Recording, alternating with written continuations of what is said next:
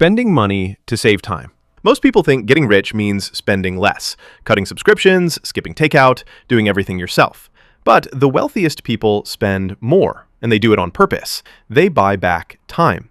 Paying for grocery delivery, cleaning help, or software that automates boring work seems wasteful, until you realize time is the only thing that can't be replaced. Every hour you outsource becomes an hour you can spend earning, thinking, or resting, all things that multiply over time. The average person trades time for money. The rich trade money for time. It's not about luxury, it's about leverage. If your time is worth $50 an hour and you can pay someone $20 to handle it, you're not being lazy, you're compounding productivity. Over years, this flips your entire financial trajectory. People who hoard time tasks stay stuck working in their life. People who buy back time start working on it. The poor save dollars. The rich save hours. And hours, unlike money, never come back once they're spent. Measuring purchases in hours. Here's a habit that quietly rewires your brain. Stop measuring money in dollars. Measure it in time. Every purchase becomes a trade between your wallet and your life. A $60 dinner isn't $60. It's 2 or 3 hours of your time. A $1,000 phone is 40 hours of your life. When you see time instead of price, your brain suddenly gets honest about what matters. That's why people who think this way spend less, not because they're frugal, but because they've connected money to meaning. When something costs 10 hours, you ask yourself, is this really worth a full day of my life? Usually the answer's no. The key is that you stop chasing the short dopamine hits of spending and start valuing free time like income. The wealthy already think this way. As I said in the last section, the rich buy time instead of spending it. Using debt to your advantage. Debt is one of those words that scares people, and rightfully so. Bad debt traps you. It's the quicksand of the financial world, easy to step into and nearly impossible to escape. But used right, debt becomes a sort of leverage, one that multiplies your effort far beyond what saving ever could. It's how businesses scale, homeowners build equity, and investors grow faster than inflation. Debt is a tool. It just depends who's holding it. Poor debt buys comfort. Rich debt buys freedom. A car loan for a luxury model bleeds you and holds you down. A loan for property that appreciates pays you back. Most people think of debt as something to fear, but the smart ones treat it like rented speed. Dangerous if uncontrolled, but powerful in skilled hands. The key isn't avoiding debt. It's making sure the thing you borrow for grows faster than the interest you owe. That's how fortunes are built. But if used wrong, debt owns you. Refusing to save every penny. It sounds irresponsible, refusing to save. But here's the paradox. People who try to save every penny almost never get rich. They're too focused on defense, never offense. Saving is survival, not what helps you grow. If all you do is cut costs, your entire financial world shrinks around what's safe. But when you spend strategically on things that expand income, like tools, skills, or relationships, you break that ceiling.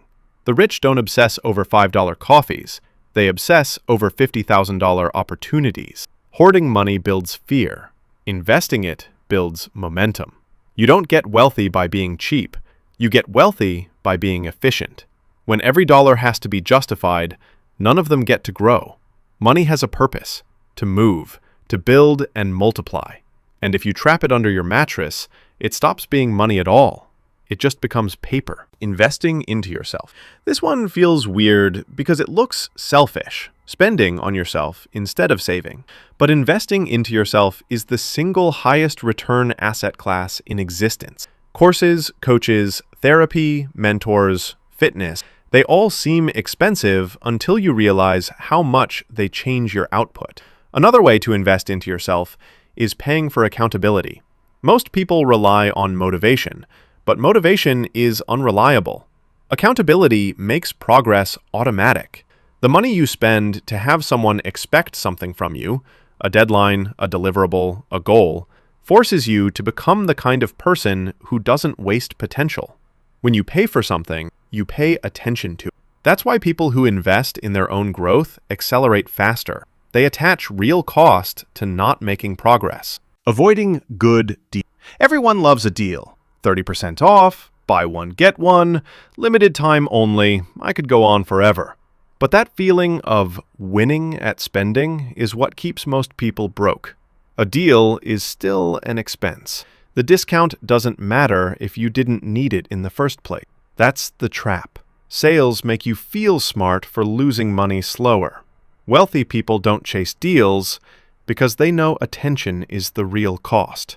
Every good deal steals focus and time you could spend earning or creating. Discounts are marketing, not miracles. Imagine you got offered 50% off of an item that was marked up twice the original price. You've just been manipulated by marketing into buying something for the normal price. The rich measure value by utility instead of a simple price. If something improves their life, they pay full price. If it doesn't, it's overpriced even at 90% off. Good deals keep poor people busy saving pennies. It's better to pay full price for something you need than get 90% off something you don't need. Overpaying on purpose. Overpaying on purpose feels stupid. Why give away more than you owe? But that's exactly why it works. It's not about wasting money. It's about rewiring how you think about it. Most people live in survival mode, always calculating the bare minimum. The minimum payment, the cheapest option, the lowest bid. Overpaying flips that psychology. When you round up payments, send extra toward your credit card, or pay bills early, you teach your brain that money isn't something to hoard in fear. It's a tool you control.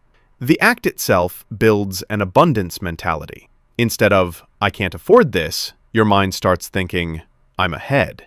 And this changes everything. You gain peace, not pressure. Your debts shrink faster. Your relationships with money and people become cleaner because you stop nickel and diming life. Spending on mistakes. We're taught that every mistake costs money. The wealthy treat mistakes differently. They spend on them intentionally. Buying cheap gear, outsourcing too soon, or paying someone else's fee might feel like a bad purchase, but in reality, it's a strategic risk. The lesson costs less than the opportunity lost by inaction. They pay for clarity, not comfort. The moment you stop trying to avoid all mistakes is the moment you start learning fast. Each failed experiment becomes a data point, each misstep a calibration. Wealth doesn't come from getting everything right. It comes from correcting courses quickly. So spending a little now to know that won't work saves a lot later in wasted time and compounded indecision. Mistakes cost money, yes, but indecision costs years. And if there's anything you should have taken from this video so far, it's that wealthy people prefer to waste money than time. Emotionally detaching yourself from money.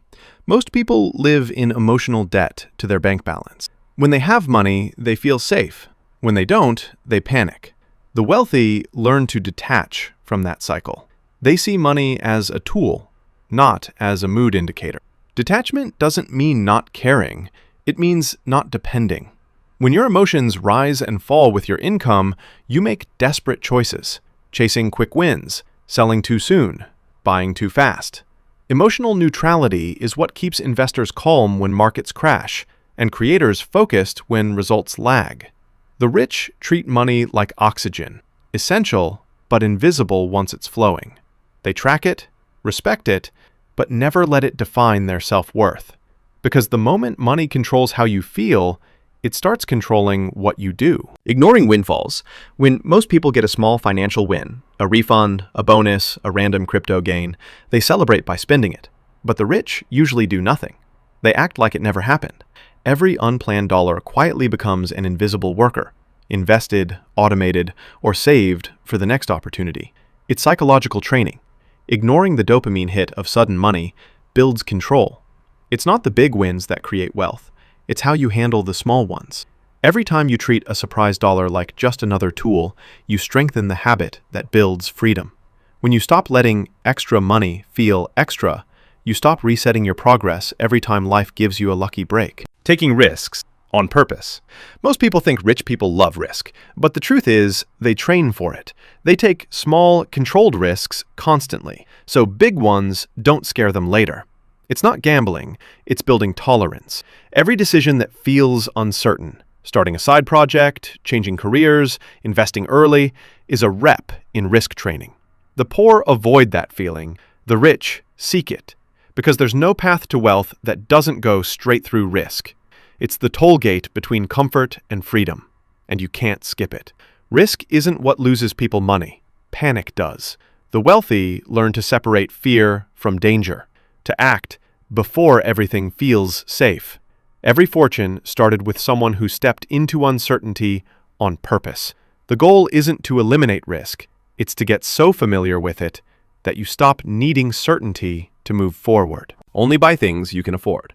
Most people think, can I buy this means, do I have the money? But the rich think differently. They ask, can I afford this? There's a huge gap between the two. You can purchase almost anything with debt, credit, or sacrifice, but you can only afford what won't change your stress level after you buy it. If it steals sleep, time, or future freedom, it's not affordable, it's just available. The wealthy measure affordability in peace of mind, not price tags. They buy slowly, deliberately, only when it costs them nothing beyond money. Because the truth is, being able to buy something doesn't make you rich. Being able to buy it and feel nothing afterward does. Using envy as power. Most people waste envy. They treat it like poison. The wealthy use it like data. When they feel jealous, they don't hide from it, they study it. Because envy points directly to the gap between what you want and what you've built. If you feel it, it means something in you recognizes possibility. Instead of resenting that person, they reverse engineer them. Habits, systems, mindset, until they turn jealousy into a map. It's your emotional navigator, showing exactly where your next level lives. The poor try to silence envy. The rich try to decode it. Because you can't transform what you won't look at. Every feeling of why not me is a mirror saying it could be. The difference is what you do next.